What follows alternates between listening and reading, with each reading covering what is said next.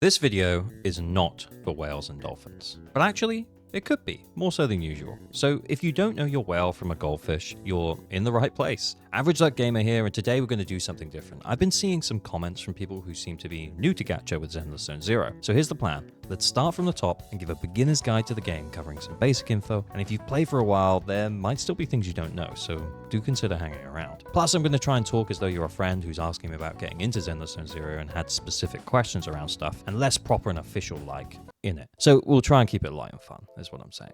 So let's start with general terminology, but I'll also cover additional terminology as we go through the rest of the sections of the video. Because I feel like sometimes it's easier to use the agree vocabulary that it's going to be mostly the same across gachas, rather than using Zenless Zone Zeros, because honestly, Zenless Zone Zeros terms can be kind of confusing, because if someone says that they searched for a character, what does that mean? Just do it with safe search on. Unless, no, probably best not to. So in Zenless Zone Zero, we have searches, and this is normally referred to as pulls in other gachas, because you're pulling for a chance on a character, like a slot machine. Zenless Zone Zero has channels, which is where you get your new characters, which is normally referred to as banners, and we'll talk loads more about them later. Then we have terms for how much you invest into the game, so F2P or free-to-play spends nothing, Goldfish is monthly pass or less, Dolphin would be occasional currency top-ups on top of a monthly pass, and Whale would be regular currency top-ups. Leviathan would then be spending the GDP of a small country to max out their characters. Copies in this game are referred to as mindscapes in Zenless Zone Zero, and that's when you get more than one copy of a character, but I think I've slipped up and called them constellations, which is from Genshin before. Basically, if someone says that they got any character at insert any letter here, and then add a number,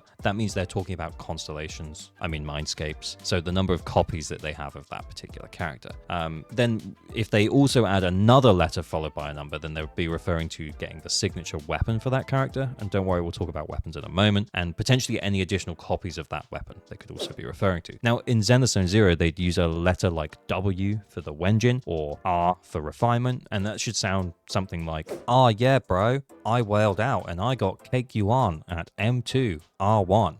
And hey, you understood that, so good work out there, you're doing well. Now, let's start by covering battery charge. Genshin players might call that resin, but battery charge recharges a rate of 1 per 6 minutes, which means it takes 24 hours to fill from 0 to 240. You will spend your battery charge on building your characters. So you can see that it shows me the cost here within the HIA to run a mission and get some upgrade materials. You can also spend charge to farm drive discs over at Scott Outpost. Essentially though, you should always try to spend all of your charge every day, as it regenerates, and then you can come back and do the same thing the following day. If you really want to build a particular character or something, then you'll probably find that you have some additional batteries, and you can spend those to recharge 60 battery, but you might want to keep a few on hand in case you ever get lucky on a character and you want to build them up fast. I think a good rule of thumb is to try and have maybe about 10 on hand, kind of saved up, but if you luck into that character you're really excited about, then that's what they're there for, so don't be afraid to spend them when you actually want to get someone up to speed. The game does tend to give out quite a few of them for free with events and missions and stuff, so you'll end up getting the 10 back relatively quickly. Now that brings us on to the daily nature of these games. So you should attempt to log in every day, and when doing so, complete your daily errands,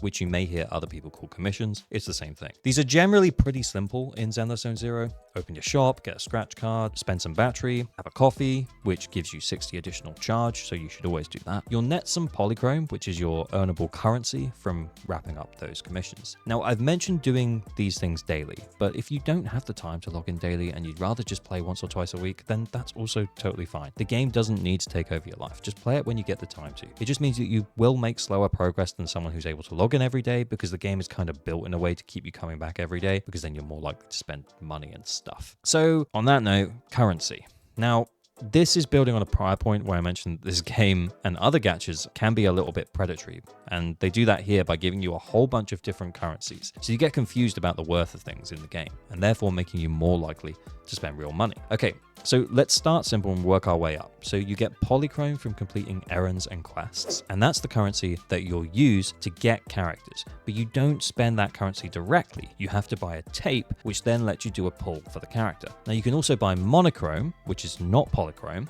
with real money, and that can then be converted into polychrome to then buy tapes. We'll talk more about this when talking about pulling in a moment. Are you still with me though? Good. So in terms of currency, the other big one is dennies, which you need to buy things in the game, and you'll also need big chunks of dennies to level up characters' skills along with whatever other resources they need. You'll also earn Z merits and investigation merits that can be earned by completing tasks at Scott outposts and can then be spent at Scott outposts also. You can also purchase dennies here, which might alleviate some of the denny problem in the game where people are running low on dennies because they're leveling up all their characters at once right now. There's a few other currencies on the signal shop as well that you also earn from just pulling and obtaining characters and wenjins. The main ones that I'll touch on are the residual signals that you can either save for an S rank wenjin or spend to get more tapes, so more pulls, and the fading signal, which you can use to help with character building materials. Now, before we move on to banners and pulls, this is your reminder that you're probably not subscribed. So please consider doing so, as it really helps out small creators like me. Thank you so much for all the support so far. I really appreciate it. So let's move on to banners and pulls, arguably the most important part of any gacha game, because the game kind of puts you towards that, and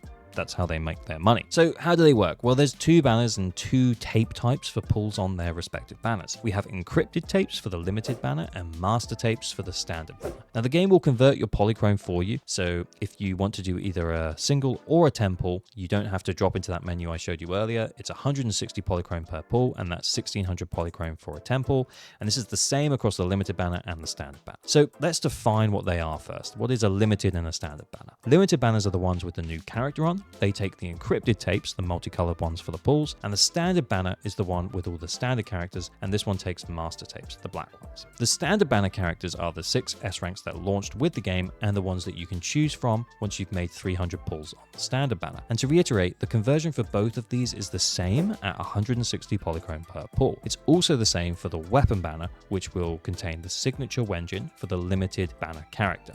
So that will be an S rank weapon for that character and will usually be the best weapon that you can give that on-banner character. Now, good free-to-play or low-spender advice would always say to only pull on the limited banner with your polychrome. If you get master tapes, which are the black ones, then absolutely spend them on the standard banner. But your polychrome costs the same to pull on either banner, and you'll eventually lose 50/50s, which means that you'll end up with most of the standard characters anyway when you play the game for a little while. Now, if you want to speedrun it, I can't stop you, but if you play the game long enough, you'll probably get all or most of the S rank characters, and the limited characters are mostly going to be a power increase over the standard characters. And the longer the game goes for, the stronger they'll make the limited characters over the standard ones. I can see the case for it being that you really want Lycoon, the wolf guy, to go with your Ellen, and that's all you want. You're not interested in the limited characters that are coming up, and if so, then fine. But you'll likely end up getting a lot of stuff on the way there that you don't necessarily want. And if you just play the game for a few months, you'll probably hit the 300 pulls from just getting random master tapes here and there. And then you can get them. Just be patient would be the advice. Okay, so I said something a moment ago that I didn't define, which was 50/50. So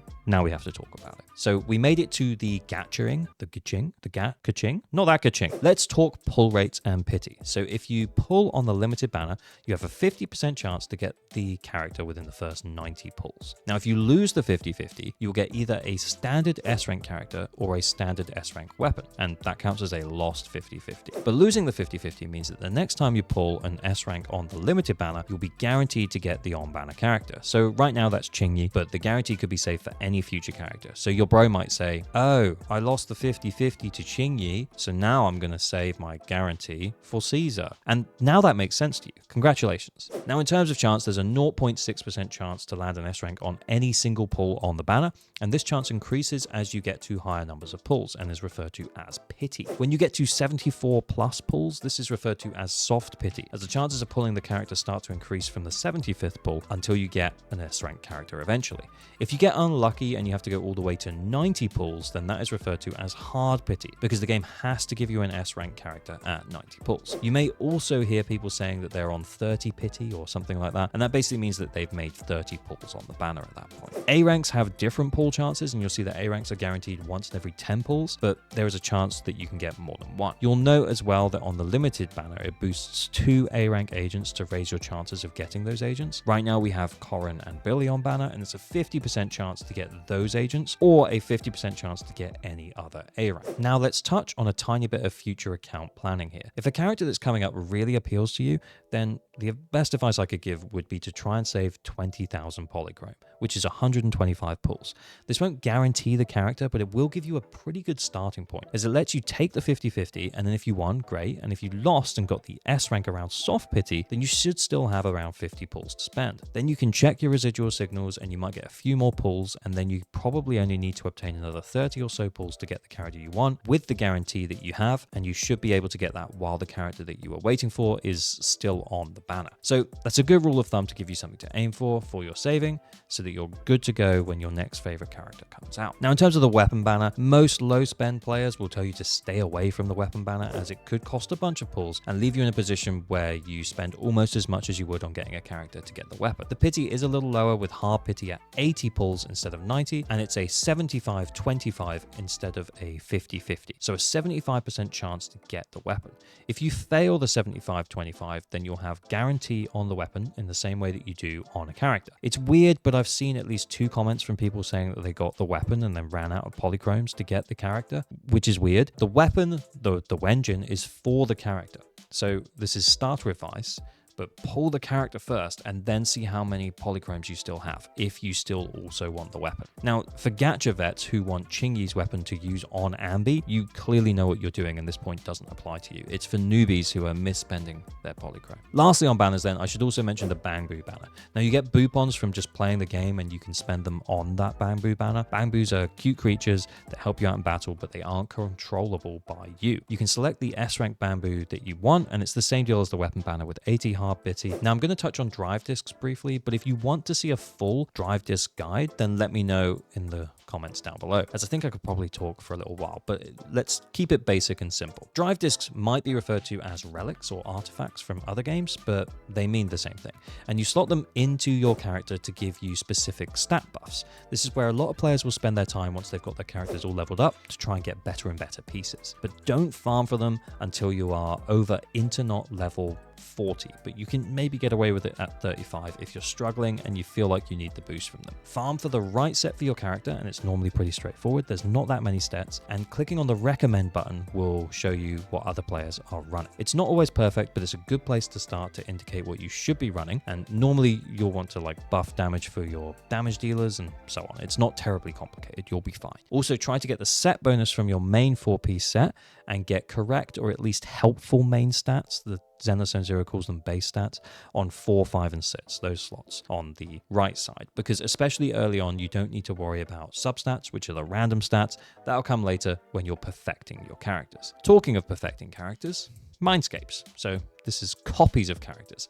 As you get more A rank characters, you might find that you end up with a few at higher Mindscape levels. And this is great, as it likely means that they will be stronger if you ever wanted to use them. It's not really something you should rely on though, as you can't guarantee A ranks. You should also be cautious if you're considering pulling for S rank Mindscapes. We spoke earlier about going into a banner with 20k polychrome just to get one S rank. So by that metric, we'd be talking about 40k for, the first Mindscape, 60k for M2, and so on and so forth. Now, if you really want to make your character super powerful, I get it, but most S ranks will be strong enough anyway that you won't need Mindscapes. So if you're free to play or a low spend player, I would probably forget they exist for the next year or so. And then once you've built up your teams and you're not pulling for anyone new and you just love the living heck out of Ellen, then sure, you can save up for her rerun, which is what we call it when her banner comes back around, and get her Mindscape, or get 2, sure. Now, we have covered a lot today, so I'll wrap it up here before you feel overloaded. I was planning to include some additional stuff around team building and some other bits, but it felt like it should be in a separate video. So did you find this useful? Was there anything else that you would have wanted covered? And gacha vets, what did I miss? Let me know in the comments down below.